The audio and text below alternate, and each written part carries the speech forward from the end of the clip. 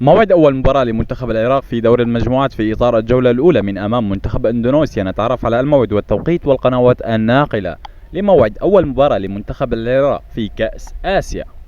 ولكن قبل أن نبدأ فضلا وليس أمرا اشترك في القناة وفعل زر الإشعارات ليصلك كل ما هو جديد.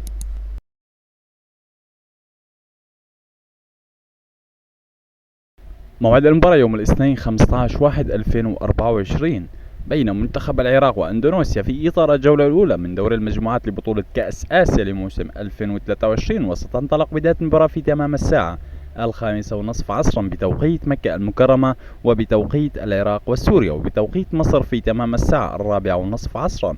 وستذاع المباراة حصريا عبر قناة بين سبورت الرياضية. وما هي توقعاتكم لنتيجة مباراة العراق وأندونيسيا في إطار الجولة الأولى من منافسات دور المجموعات لبطولة كأس آسيا لموسم 2024؟ كل التوفيق لمنتخب العراق في مباراته الأولى في بطولة كأس آسيا لموسم 2023.